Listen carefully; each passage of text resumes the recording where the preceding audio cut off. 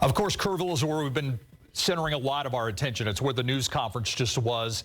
It is the biggest community in the hardest hit areas of the Hill Country. But we've also been talking about Hunt, about Ingram, and Center Point, which is also not far from Kerrville. It was also hard hit by this flooding on the Guadalupe River. We know that it's 8 miles southeast of Kerrville, and yesterday a lot of the first responders were having a difficult time getting to people because their firehouses, all of their infrastructure, that had been flooded out. Now we do have one of our reporters from our sister station, Gage Goulding. He's joining us now live from Center Point, where he is there to give us the latest. Gage, thank you so much for joining us for this coverage, and tell us what you've been seeing there in Center Point today.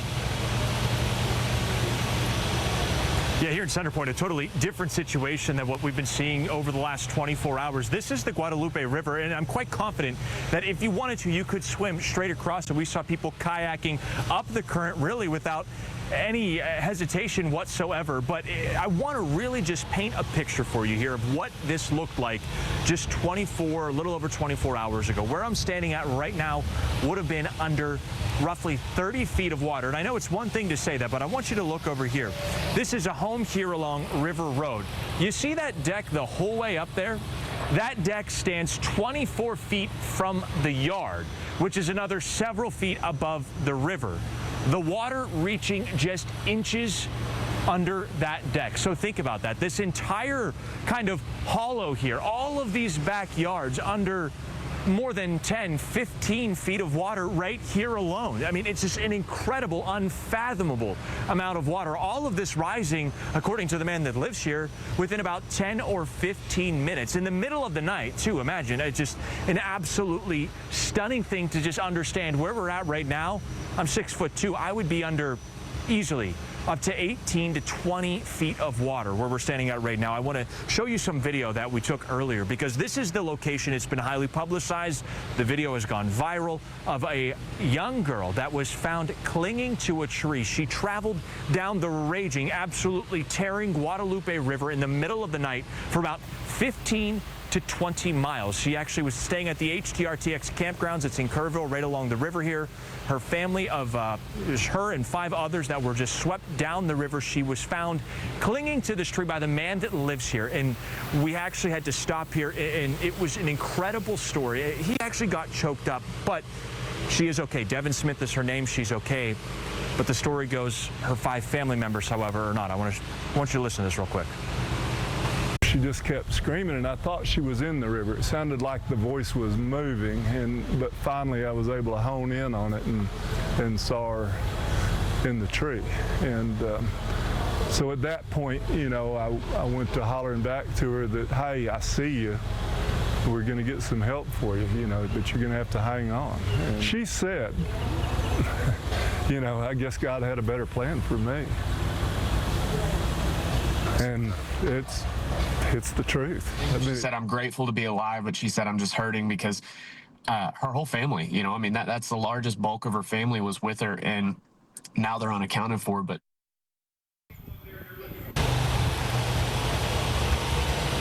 think about that. 5 family members. They have not been seen yet. They have not been accounted for. It's Travis Reynolds, who is his brother, is one of those that are missing. So Devin Smith, the one that was clinging to the tree, she's in the hospital. Other than, of course, the traumatic experience that she just went through, she's really okay. She got some bangs and bruises and a gash on the back of her head, but really, that's the worst of it for her, which is an absolute miracle that she was able to survive this.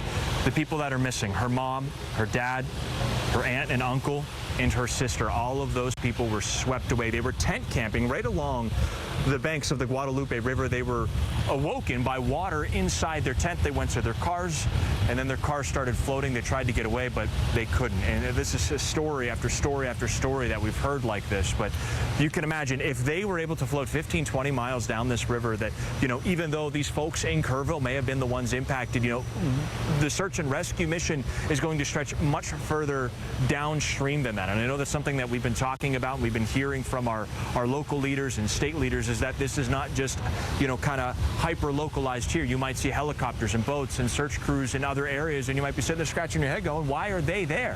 Why are they not here in Kerrville or Center Point in the areas that were hardest hit? Well, it's because that water moving at an incredibly fast speed, like there's a plane flying right over right now, if you can hear it in the background.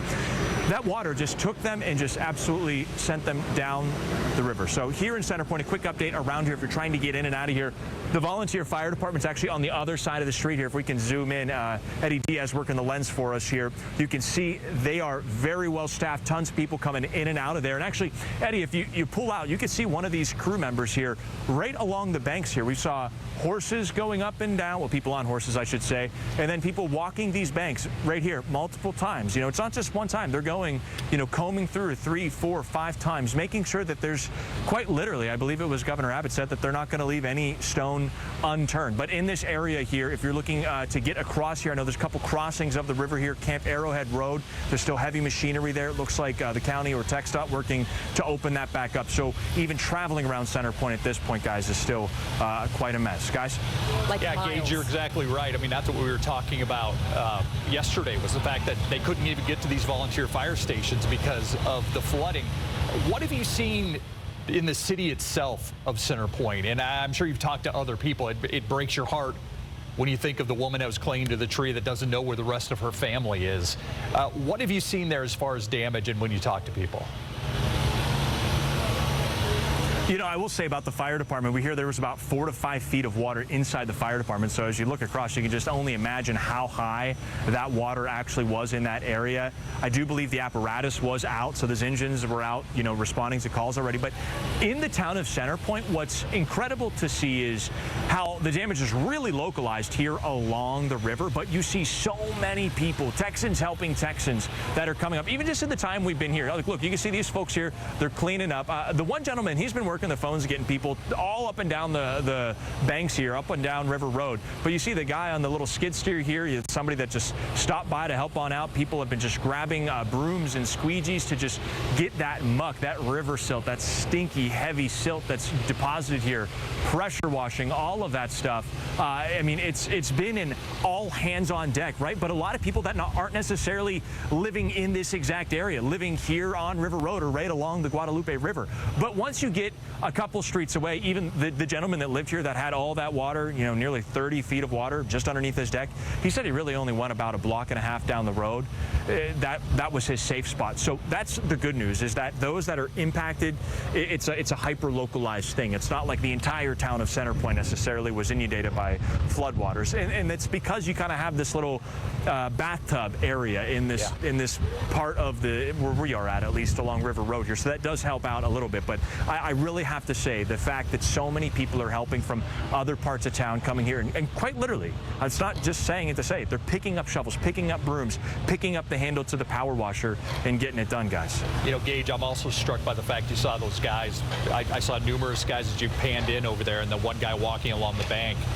That's the task that is at hand right now, looking for people, hopefully alive, along the banks of the river. And you're 8 miles from Kerrville. I mean, it's probably a process that's playing out in Comfort, that's playing out even down the river right now. Yeah, you see this group right here. I mean, these are everyday Joes. I mean, this is community. This is people maybe from neighboring communities, neighboring counties that are coming out here.